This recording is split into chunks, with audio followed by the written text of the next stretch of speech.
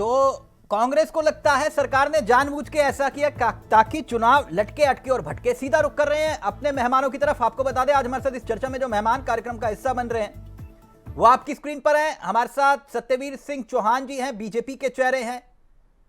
कांग्रेस के चेहरे मथुरादत्त जोशी जी हमारे साथ इस कार्यक्रम का हिस्सा हैं, सबसे अनुभवी चेहरों में से एक। नरेंद्र सेठी जी हमारे साथ वरिष्ठ पत्रकार इस कार्यक्रम का हिस्सा। आप सभी का बहुत बहुत स्वागत है। मैं अपने राजनीतिक मेहमानों की तरफ बाद में रुक करूं, पहले सेठी जी, ये तो बवाल हो गया जी।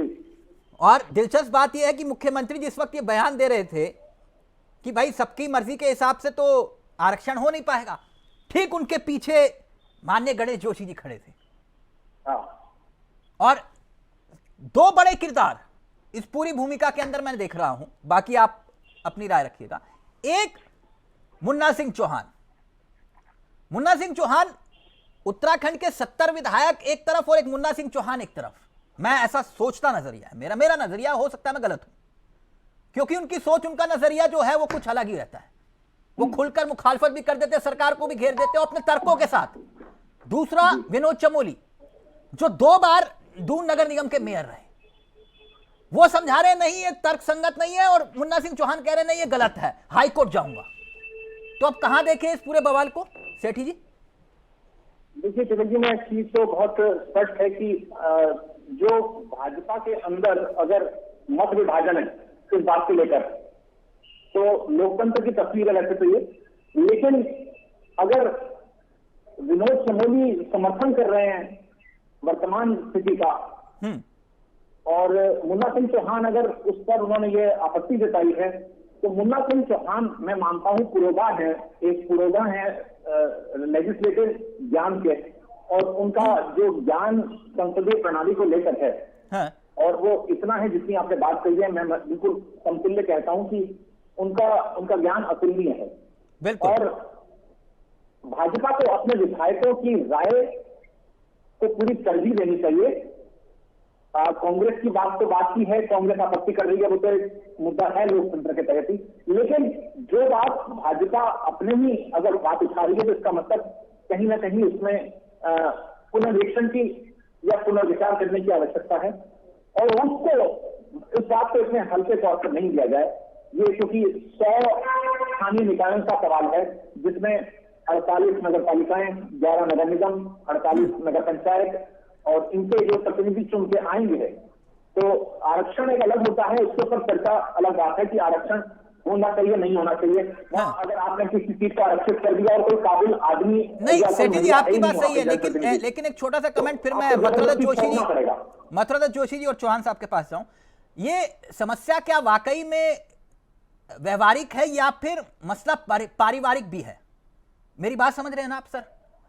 जैसे गणेश जोशी, पारिवारिक मसला कुछ और भी आप समझ रहे हैं, घर में भी एक प्रत्याशी तैयार है कि भाई हाँ इनको आगे बढ़ाना है। मुन्ना सिंह चौहान के घर में भी यही स्थिति है, और दूसरी तरफ जो है सविता कपूर, उनके सामने भी यही स्थिति है। तो पारिवारिक भी है मसला या फिर चिंता व्यवहारिक है?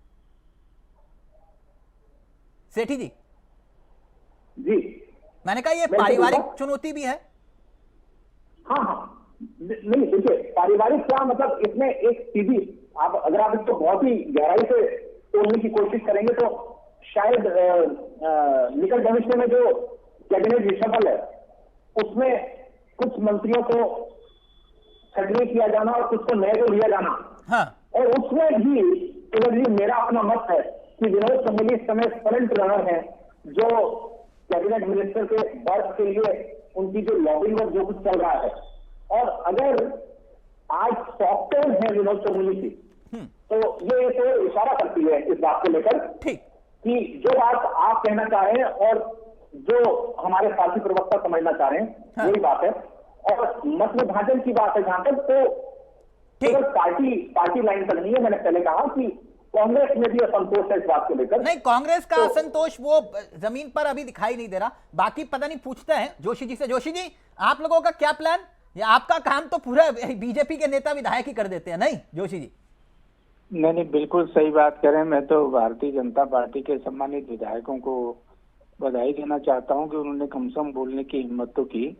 और बिल्कुल जो सही आपके बात नेता उठाई है। प्रतिपक्ष नहीं कर पाते वो इनके विधायक कर देते हैं, नहीं जोशी जी? नहीं, जिस बात पर हम लोग आरोप लगा रहे थे, हमारे माननीय अध्यक्ष जी बोल रहे थे, हम लोग लगातार बोल रहे थे, आप भी देख रहे थे कि ये लोग जब आरक्षण आएगा तो ये भाजपा या सरकार अपनी मनमर्जी करेगी। वो निश्चित रूप से भाजपा के नेताओं ने हमारे आरोपों की पुष्टि करने का काम किया।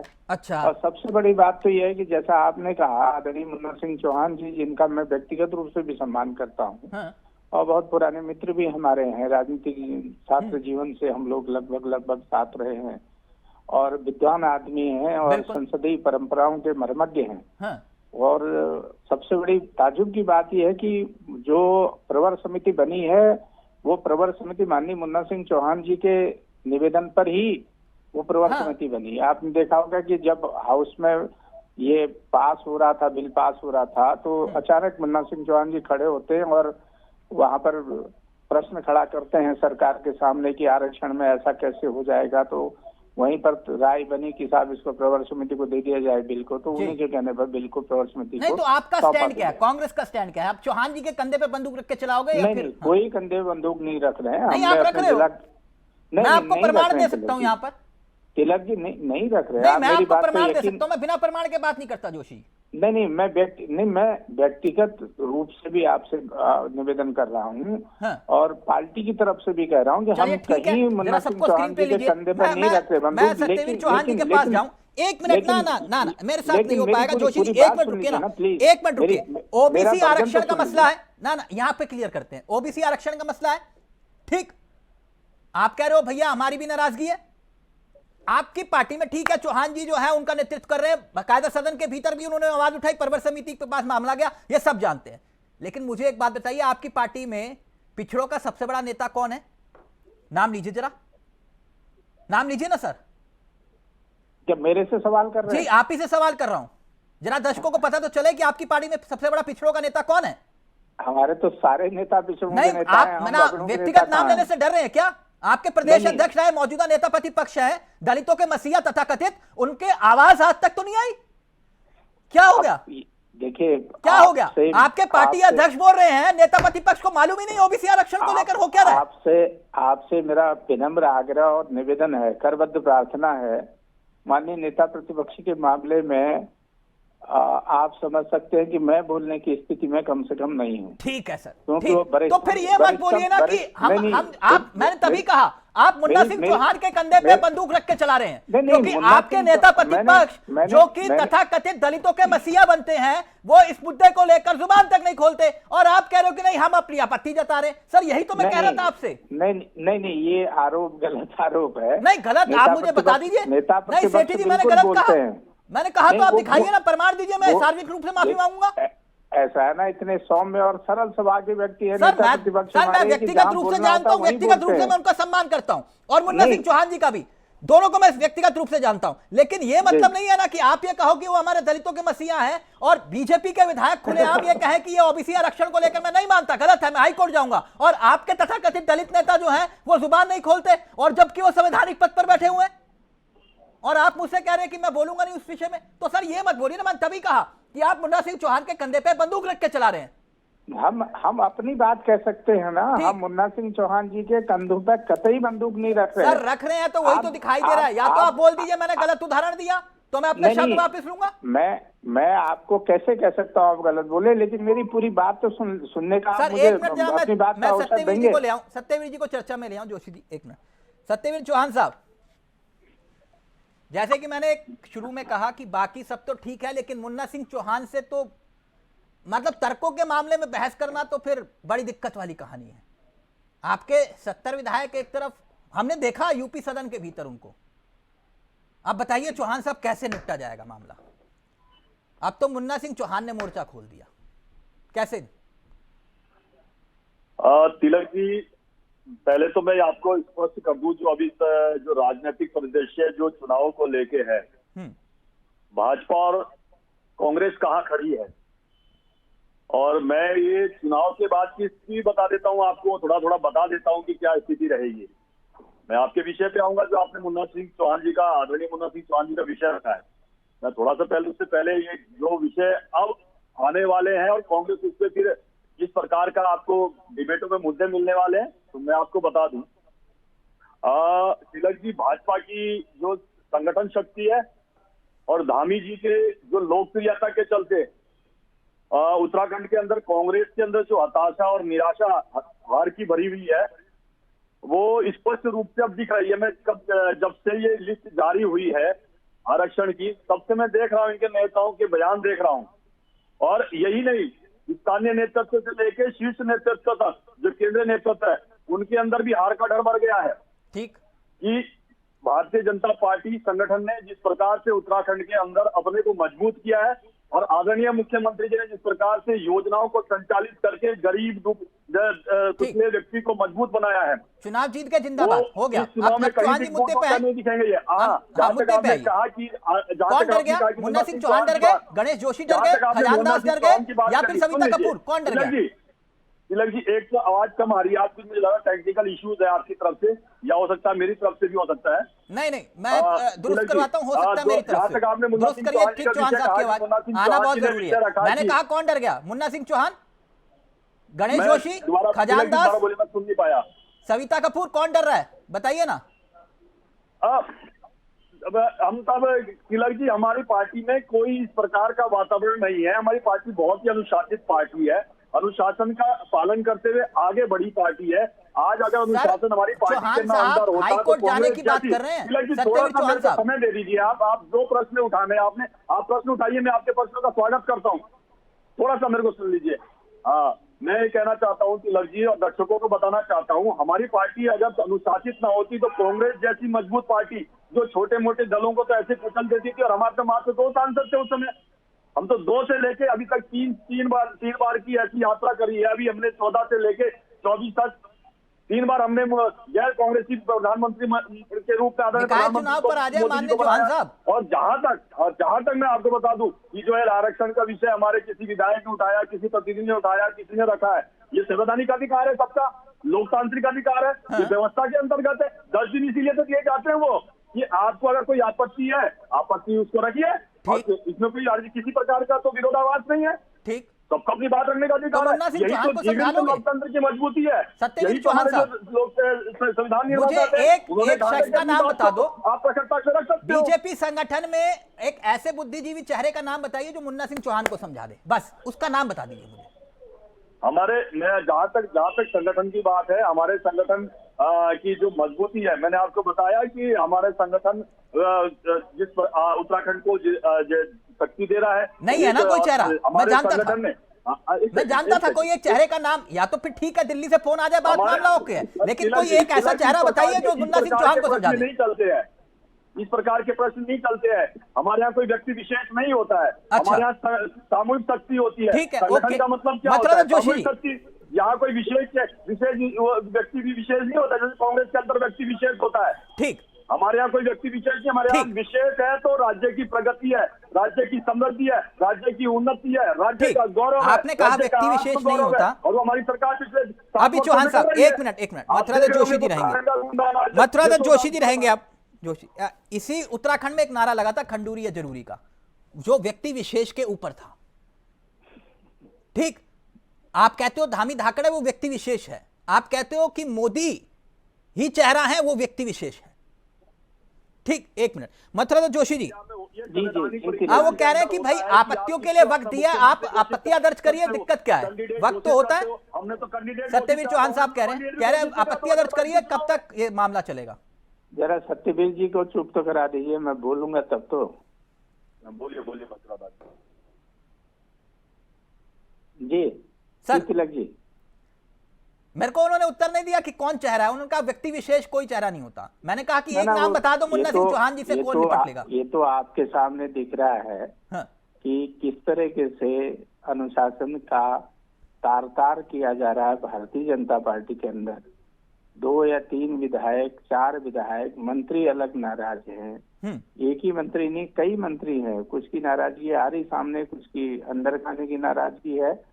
मुन्ना सिंह चौहान जी ने हिम्मत की कि उन्होंने कहा कम से कम मेरे क्षेत्र में रिजर्वेशन गलत हुआ है। और इसका संशोधन होना चाहिए, इसमें दोबारा विचार विमर्श होना चाहिए। जहां तक बात रिजर्वेशन की है, देखिए 2-3 चीजें हैं जो आप भी जानते हैं, हम भी जानते हैं। और सब 80 सीट में सबसे पहले मामला ये आता है कि जहां सबसे कम पॉपुलेशन होगी उन इलाकों को रिजर्व किया जाएगा। पहले तो सरकार ने निर्णय लिया कि 10,000 से नीचे अगर एससी की पॉपुलेशन जहां 10,000 से ऊपर है उसको प्राथमिकता के आधार पर रिजर्व किया जाएगा। पहले तो यही मामला गलत है, क्योंकि असमानता का आरोप है, समानता कहीं नहीं दिखी। ठीक, ऐसे में ही इन्होंने ओबीसी में भी कर दिया। ऐसे ही एसटी की बात आई तो एसटी में मुन्ना सिंह चौहान जी ने ठीक कहा कि धारचूला 1 सीट, मुंशियारी 2, खटीमा 3 और विकासनगर 4। उनका कहना ये मानना ये है कि जहां 100% आपके एसटी के लोग हैं वहां रिजर्व न करके विकासनगर की जनरल सीट को रिजर्व कर दिया गया है, उसमें उनकी आपत्ति आई। ठीक, नहीं आपकी आपत्ति क्या है? वो तो ठीक है, उनकी हमारी अब आप क्या स्टैंड लेंगे? देखिए संगठन के तौर पर कांग्रेस में करण महाराज जी के बाद आप चेहरा है, प्रदेश उपाध्यक्ष हैं, आपका स्टैंड क्या है? माननीय अध्यक्ष जी, और हमने तो बार बार ये कहा कि सरकार ने आरक्षण के नियमों का पालन नहीं किया। नहीं कहने से नहीं ना सर, अब स्टैंड में पूछ रहा हूँ, आप कहने से तो वो बयान जारी करने से कुछ नहीं होगा। मैं बता रहा हूँ ना आपको, सबसे पहले तो ये आरक्षण वैसे ही अवैध है। आदरणीय नरेंद्र सेठी जी बैठे हैं, वरिष्ठतम पत्रकार हैं, अनुभवी व्यक्ति हैं, बहुत समय से विधानसभा को कवर कर रहे हैं। आपने जब प्रवर समिति बना दी, प्रवर समिति विधानसभा के लिए लायबल होती है, वो अध्यक्ष को अपनी रिपोर्ट सौंपती है। सर गोल जोशी जी, आपसे तो कम से कम ऐसी उम्मीद नहीं है। जैसे चौहान साहब ने कहा, मुन्ना सिंह चौहान जी ने, कि मैं हाई कोर्ट जाऊंगा, उन्होंने ये थोड़ी ना कहा कि मैं इधर उधर दाएं बाएं 23-24 करूंगा। उन्होंने कहा सीधा हाई कोर्ट जाऊंगा। मैंने आपसे पूछा आपका स्टैंड क्या है? नहीं देखिए, हम तो, हमारे लोग जा रहे हैं जहां जाना है। नहीं वो तो ठीक है कि आप भेज दोगे कि भैया जाओ और आपत्ति डाल दो, आप क्या करोगे मैं वो पूछ रहा हूँ आपसे। हमने अपने जिलाध्यक्षों को कहा है, पहले आप आरक्षण का अध्ययन कर लीजिए, अगर ऐसी स्थिति बनती है तो कांग्रेस पार्टी अदालत का दरवाजा खटखटाने से भी पीछे नहीं। हाँ तो मैं वही पूछ रहा था सर। ठीक, चौहान साहब आप जल्दी से उत्तर। जहाँ तिलक जी, एक जो अभी लिस्ट भी जारी हुई है तो उसमें सबसे महत्वपूर्ण मैं आपको एक विषय बता देना चाहता हूँ। उत्तराखंड को बनाने में नारियों का बड़ा योगदान रहा है। तो अगर आप नगर पंचायत, नगर निगम और नगर पालिका का अगर आरक्षण भी देखोगे आप, तो उसमें महिलाओं को 35% उनको उसमें स्थान दिया गया है। तो मुझे लगता है कि ये इस बार बहुत ही महत्वपूर्ण कदम चुनाव आयोग ने उठाया है। मैं पंचायती राज एक्ट के बारे में नहीं पूछ रहा आपसे। माननीय सत्यवीर चौहान जी, मैं पूछता कुछ उत्तर पूछूं। मैं आपसे पंचायती राज एक्ट के बारे में नहीं पूछ रहा कि राजीव गांधी ने क्या किया क्या नहीं किया। मैं आपसे सिर्फ ये पूछ रहा हूँ कि आपका स्टैंड क्या है। अब हमारा स्टैंड क्या है? हमारा स्टैंड जो संवैधानिक व्यवस्था कहती है वो स्टैंड है, इसमें कोई दो राय थोड़ा है। हमने कोई संवैधानिक व्यवस्था से जाके कभी पर काम तो नहीं किया कांग्रेस की तरह। नहीं, जैसे आप जोशी जी कह रहे हैं हम तो हाई कोर्ट जाएंगे, मुन्ना सिंह चौहान जी कह रहे हैं कि हम तो हाई कोर्ट जाएंगे, मैं तभी संवैधानिक और लोकतांत्रिक व्यवस्था के जाके पर कोई काम किया होगा? एक काम बता दीजिए हमने। हम 10 वर्ष से केंद्र में है, हमने एक भी सरकार गिराने का काम किया? बड़ा संविधान का उल्लंघन तो इसी रिजर्वेशन में दिख गया। आपके एमएलए बोल रहे हैं, हम नहीं बोल रहे हैं। चौहान जी थोड़ा संशोधन कर लीजिए। हो गया होगा वहाँ राष्ट्रपति लगाने की आवश्यकता पड़ी होगी। आपके विधायक बोल रहे हैं, हम नहीं बोल रहे हैं इस बात को। कोर्ट जाने की धमकी तो आपके विधायक बोल रहे हैं, इसमें आप बोलिए ना, आपका क्या कहना है? क्या विधायक के खिलाफ कार्रवाई करेगी आपकी पार्टी या नहीं करेगी? हमारे समय में लोकतंत्र और संविधान जितना मजबूत हुआ है, अरे जितना हमारे समय में संविधान का डिग्रेडेशन हुआ है, ऐसा तो कभी हुआ ही नहीं। अब उसी का आपातकाल है आपके कार्यकाल में, उसी का आपातकाल है, चाहे प्रदेश में हो चाहे राष्ट्र में हो, जहाँ बोलने की आजादी है। लोग पार्लियामेंट में नहीं बोलने दे रहे हो आप। पार्लियामेंट में पहली बार देखने को मिला कि सत्ता पक्ष पार्लियामेंट को बाधित कर रहा है। ये नई बात नहीं, सबसे बड़े संविधान के आपकी पार्टी है। सेठी जी अब ये हाई कोर्ट जाने की बात कर रहे हैं, तो यानी मामला लटकेगा अटकेगा भटकेगा, पहली बात। और दूसरी बात ये कि जोशी जी, एक मिनट, बार बार मुन्ना सिंह चौहान जी का जिक्र हो रहा है, लेकिन जोशी जी अपने दलित जो चेहरे हैं, ना तो ये माननीय नेता प्रतिपक्ष यशपाल आर्य जी का जिक्र कर रहे हैं और ना ही अपने पूर्व प्रदेश अध्यक्ष प्रीतम सिंह जी का कोई जिक्र करते हैं, जबकि आते वहीं से है। विकासनगर चक्राता की सियासत ही तो है। इनके अपने प्रीतम सिंह जी का जिक्र नहीं करेंगे, ये कहेंगे नहीं मुन्ना सिंह चौहान जी ने बिल्कुल सही कहा। अब ये बात प्रीतम सिंह जी को पता चल जाए तो? प्रीतम सिंह जी देख तो रहे इस चैनल को, पता कैसे नहीं चलेगी? हाँ। नहीं, जोशी जी कह रहे हैं ना बहुत बढ़िया मुन्ना सिंह चौहान जी, अब वहां प्रीतम सिंह जी देख रहे हैं भाई क्या करें। तिलक जी देखिए, जिस हड़बड़ाहट में ये निर्णय लिए जा रहे हैं, हाँ। इसके परिणाम चाहे बीजेपी हो चाहे कांग्रेस हो, वो कहीं ना कहीं मन वांछित जो फल चाह रहे हैं, मुझे नहीं लगता उसका मिलेगा। और ये हाईकोर्ट जाने की जो बात है, आप क्या सोचते हैं कि बिना किसी ऊपर के इशारे के इन्होंने ये बयान दे दिया होगा? यस, इसलिए हम गंभीर देखना चाहिए। मुझे अभी भी शंका है कि चुनाव समय पर हो जाए। आपने 100 बातों की एक बात, और ये बात जोशी जी बिल्कुल सत्य है, सत्यवीर चौहान जी जो बात सेठी जी कह रहे हैं, उनका अपना अनुभव है, उन अनुभव के हिसाब से उन्होंने 100 बातों की एक बात कह दी। जोशी जी, 2 लोग संसदीय मामलों में ज्ञाता माने गए उत्तराखंड में, जो अभी मौजूदा वक्त में बात करूं, एक मुन्ना सिंह चौहान, ठीक है, उनको संसदीय ज्ञान अनुभव बहुत तजुर्बा लंबा है, सेठी जी सही है? बिल्कुल बिल्कुल। लेकिन एक व्यक्ति जोशी जी और अभी हमारे बीच में नहीं है, माननीय प्रकाश पंत जी। बिल्कुल ठीक, ये 2 व्यक्ति। पंत जी ने कहा एक बार, चौहान साहब, ऐसे ही निकाय चुनाव को लेकर मैंने उनसे पूछा सेठी जी, तो उन्होंने कहा कि ये चुनाव समय पर नहीं होंगे। मैंने कहा क्यों? तो उन्होंने कहा कि ये मामला अटकेगा लटकेगा भटकेगा। तो उसके पीछे मैंने कहा कि क्या सरकार समय पर चुनाव नहीं करवाना चाह रही? तो उन्होंने कहा नहीं। या मैंने कहा आप? बोले नहीं, हम तो करवाना चाह रहे हैं लेकिन सरकार नहीं चाह रही। वो सरकार जानबूझ के आपत्तियां डलवाएगी और फिर मामला कोर्ट में जाएगा और लटकेगा अटकेगा भटकेगा। तो यही कहानी जो आपने कही ना, 100 बातों की एक बात, कि हो सकता है कि बयान जो है प्लान्ड हो। प्लान। ठीक। और वो जो आपने बताया वो मसला मंत्रिमंडल वाला, वो भी बड़ा दिलचस्प। हाँ, वही है। आप देखिए ना, हाँ, एक ही डाल पे 2 गौरैया बैठी हैं और एक कोयल की तरह दिख जाएगा और एक भारतीय जनता पार्टी का कमल का फूल दिखेगा। नहीं ठीक है कांग्रेस नहीं ठीक है, मैं तो जानता हूं आपके यहाँ 70 के 70 विधायक काबिल है, लेकिन फिर भी मंत्रिमंडल का विस्तार नहीं हो पाया। बोलिए जय श्री राम। यही तो बात सेठी जी कह रहे हैं। कार्य हो रहा है आज उत्तराखंड सतत विकास में सभी राज्यों को पीछे छोड़ दिया। नहीं ठीक है, बिल्कुल छोड़ना चाहिए। उत्तराखंड नंबर 1 हो, ये सब चाहते हैं। कन्याकुमारी से लेकर मैं कह रहा हूँ उत्तराखंड नंबर 1 हो, सब चाह रहे, कौन नहीं चाह रहा ये तो बता दो। अच्छी बात है, उत्तराखंड नंबर 1 हो। पूरे बड़े बड़े राज्यों को चौहान साहब छोड़ दीजिए, अभी 1 मिनट रुक जाइए ना, अब वक्त इजाजत नहीं दे रहा। हमने पीछे छोड़ दिया हमने। अब एक होमवर्क देकर जा रहा हूं, पढ़ लीजिएगा फिर वो थोड़ा सा विजन 2020 पढ़िएगा, किसने कहा था और क्यों कहा था। आप ही के एक बड़े नेता। कांग्रेस को दीजिए होमवर्क। थैंक यू, वक्त इजाजत नहीं दे रहा। बहुत बहुत शुक्रिया चौहान साहब, मथुरा जोशी जी और सेठी जी। यानी राह में अभी कई कांटे, अब देखिए आगे आगे होता है क्या। लेकिन निकाय चुनाव में अभी अड़चनें बड़ी। नमस्कार, जय हिंद, जय भारत, जय।